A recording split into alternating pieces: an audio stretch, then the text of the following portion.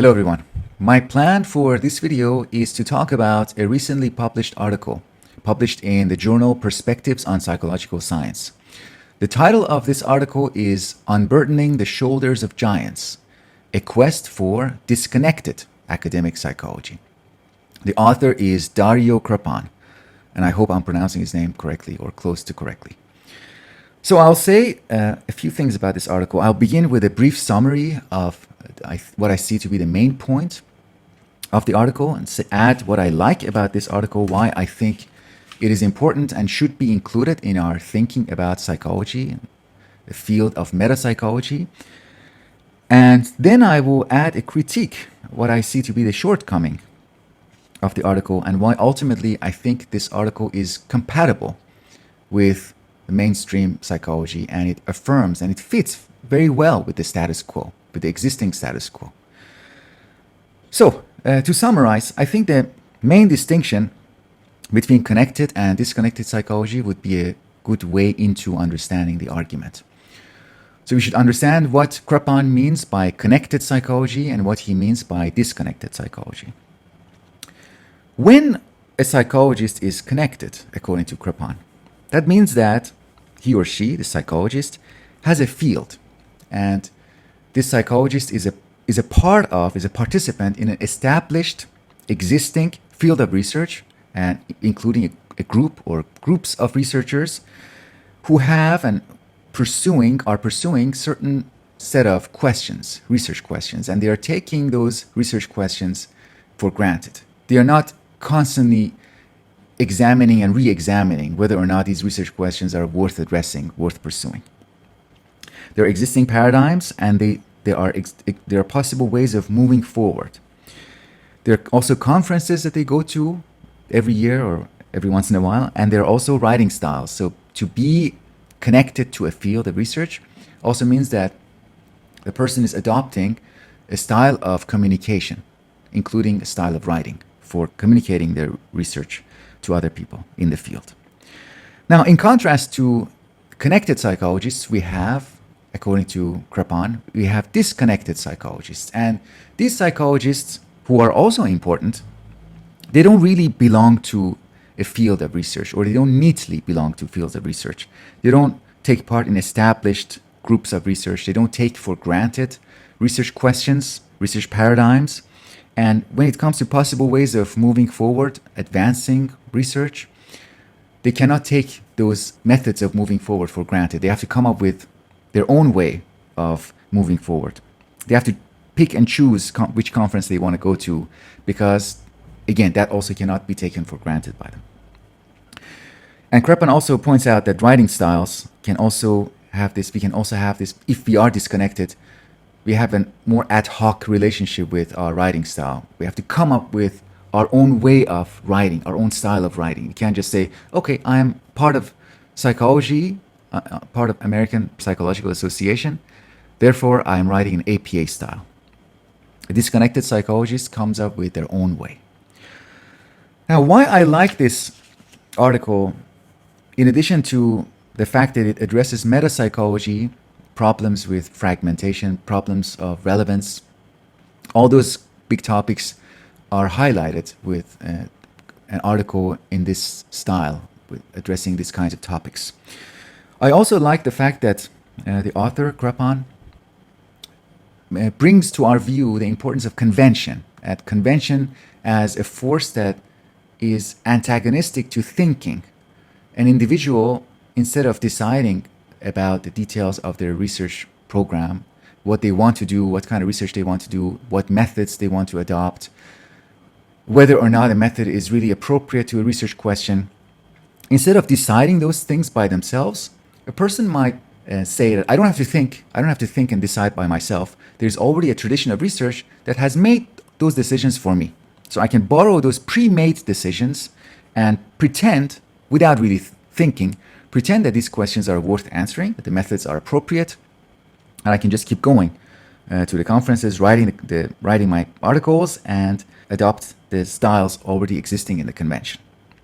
So convention is a part of science that is not itself determined scientifically, that it is spread thanks to the fact that we can imitate each other, and we can try to blend in and take part and stop asking questions. So convention can be something that limits our scientific thinking and replace our thinking as individuals. In addition, Krpan is advocating for the importance of being disconnected, not really taking part in existing fields, existing traditions and conventions, not offloading our own thinking to a research group or a field of research. Because once we are disconnected, we have to think for ourselves.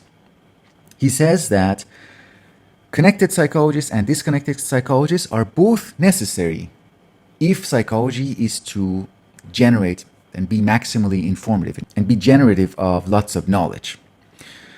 All right, now what I see to be the major limitation of this argument is that we don't find a distinction between different ways of being connected.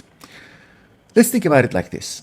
Imagine that I am part of a laboratory of other researchers. There are different ways to be connected. I can be connected just to my immediate surrounding.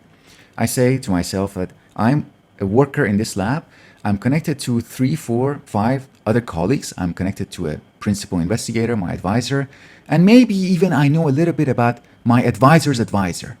So in that way, I am connected, but if we step back and look at a larger scale, a broader scope and big picture of psychology, I am really disconnected because I'm not aware of the history of my discipline over a century, for example. I'm not aware of where this convention of research in which I'm participating, where did it come from? Why is it the way it is now? What are the possible alternatives? If I connect not just to the people around me, to the place around me, but if I connect to the history of my discipline, I become aware of the disagreements, the conflicts, the alternative ways of doing research. So in short, there is a narrow way to be connected and there is a broader way to be connected. If I'm connected in a broad sense, I'm connected to multiple fields of research and I can come to appreciate conflicts between those fields and I can start to think independently and start to make my own decisions. Not because I'm disconnected, but because I'm connected in a pluralistic way, in a way that is multidisciplinary. This article, and I think our reading of the article, should also be supplemented by looking at different stages that are involved in research projects.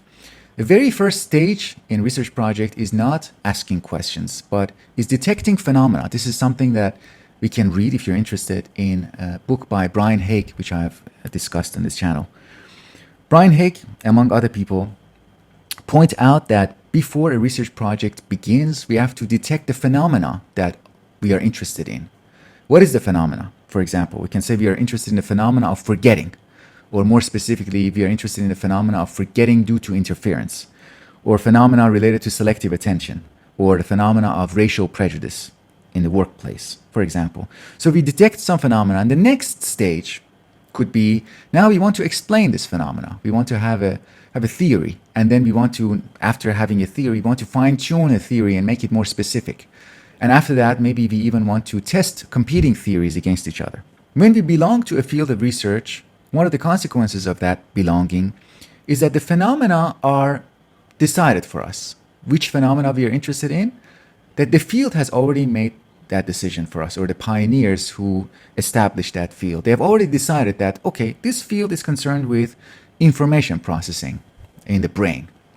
And to be disconnected from a field is to momentarily suspend that belief that these phenomena are the only phenomena that we are interested in. As it is suggested in the title of the article, Krpan argues that we should stop, or at least some of us should stop standing on the shoulders of intellectual giants. And let's actually read a little passage, a description of what it means to be a disconnected psychologist. Psychologists do not stand on anyone's shoulders. They develop their own ideas by relying solely on observability and non-accidentality, without following the work of other psychologists. They continually build on their own previous work. So they are relying on their own previous work. So what is the difference between relying on your own previous work and relying on your advisor's work and nobody else? Is that also a way of being disconnected from the rest of the field? The distinction between relying just on your own work and relying on your own work and your friend's one other person's work that distinction seems to be very arbitrary. In fact, I would categorize both of those as different ways of being disconnected. And let's say that you are connected to a field, small field of research with one big person in that field who is identified within that field as a giant. If you are not really connected to anything else outside of that field, then there is no way of identifying really if this person who is a giant in this field, is this person truly a giant or not? It is only by connecting to a broader field, to a broader history, that we can, first of all, identify true giants and choose to stand on their shoulders, benefit from the history of their work. If I'm only connected to a small field, one advisor and my advisor's advisor, even if I am standing on the shoulder of any giant, it is by sheer accident that I'm doing so, because I have not developed the means of evaluating other people's work. Being disconnected means the inability to evaluate anybody's work, because I have to develop my own standards of evaluation. A much better way to advocate plurality in a discipline is by connecting to more fields, not by being disconnected. The state of disconnection and fragmentation is very much the current state of academic psychology. Most people belong to their own lab, their own little enclave of researchers. They take for granted how research is done within that small field. And it is by that forgetting of what is outside of their field that they can afford to be so productive. Productivity comes at the cost of forgetting the pressure, the inconsistencies with one's research that exists outside of the field. So Krpan in that way is advocating exactly the status quo of mainstream psychology, the way in which people are disconnected from the broader view of the discipline, from history of psychological science, history of behavioral science. By that disconnection, they can go on being productive, appeal to only a few other people who are doing very similar research, not running into any contradictions, and not being able to link and connect what they are doing, first of all, to everyday life, to actual lived experience, and to what is happening outside of their field. Okay, if you have read this article, I would also like to hear from you, hear your thoughts. And if you're reading other journals, other academic articles, please let me know. If you have any recommendations, any thoughts, I would love to very much hear from you. Thank you for your attention, and I will speak with you in the next video.